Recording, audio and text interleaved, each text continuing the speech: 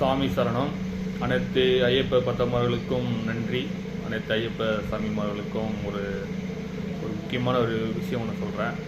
நிறைய பேர் என்கிட்ட கேட்டிருந்தாங்க, ஸோ சபரிமலைக்கு மாலை போட்டோம், விரதங்கள் எப்படி கடைப்பிடிக்கணும் அப்படின்ட்டு. முக்கியமாக நீங்கள் கடைப்பிடிக்க வேண்டிய விஷயம் என்னென்னு பார்த்தீங்கன்னா, கெட்ட பழக்கங்கள். இப்போ மேக்ஸிமம் பார்த்தீங்கன்னா நம்ம மாலை போடுறதுக்கு முன்னாடி என்ன பண்ணுவோம், நான்வெஜ் சாப்பிட்றது கிடையாது, விட்டுருவோம். குடிக்கிறவங்க நம்ம இருக்கலாம், குடிக்கிறவங்களையும் அவங்களும் குடி பழக்கத்தெலாம் விட்டுருவாங்க. ஆனால் சில பேர் என்ன பண்ணுறாங்கன்னு பார்த்தீங்கன்னா, மாலை போட்டதும் முக்கியமாக செய்யக்கூடிய ஒரு தப்பு என்ன பண்ணுறாங்க அப்படின்னா, மாலை போட்டதுக்கு அப்புறமும் கண்டிப்பாக பார்த்தீங்கன்னா சிகரெட் அடிக்கிறாங்க, பீடி குடிக்கிறது.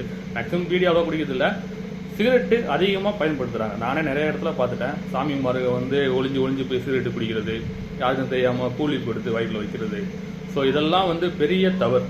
ஏன்னா நம்ம வந்து எப்படி வந்து ஒரு நான்வெஜ் சாப்பிட்றத விடுறோம், மாலை போடுறதுக்கு முன்னாடி எப்படி ஒரு குடிக்கிற பழக்கத்தை எப்படி கடையோடு விட்டு தள்ளுறோமோ, அதே போல தான் இந்த கூலிப்பும் இந்த சிகரெட்டு அடிக்கிற பழக்கத்தையும் கம்பல்சரி விட்டுறணும். ஏன்னா அது வந்து ஐயப்பனுக்கு மாலை போட்டு ஐயப்ப பக்தர்கள் செய்வது நல்லபடியாக இருந்து மலைக்கு போகிறவங்களே அது ஒரு பாதிப்பு கொடுக்கும்.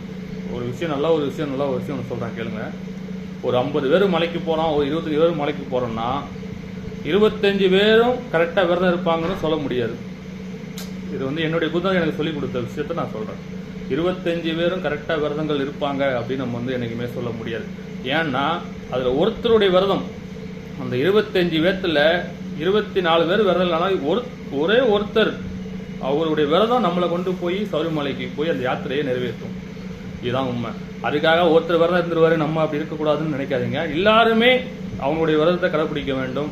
நம்ம ஐயப்பன் கோயிலுக்கு போகிறது 48 நாள் ஒரு மண்டலம் விரதம் இருந்து போகிறது வந்து எதுக்குன்னு பார்த்தீங்கன்னா, நம்மளுடைய நல்ல எண்ணங்கள் நல்லபடியாக இருக்கணும், நம்மளுடைய கெட்ட எண்ணங்கள் அழிஞ்சு போகணும்.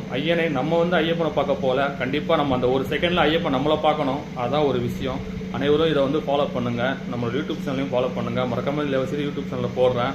இன்னும் அந்த கோயில் கூட்டத்தை பற்றிலாம் நான் வந்து யூடியூப் சேனலில் போட்டுக்கிறேன். மறக்காமல் பாருங்கள். இன்ஸ்டாகிராமை ஃபாலோ பண்ணுங்கள். சாமி சரணம் ஐயப்பா.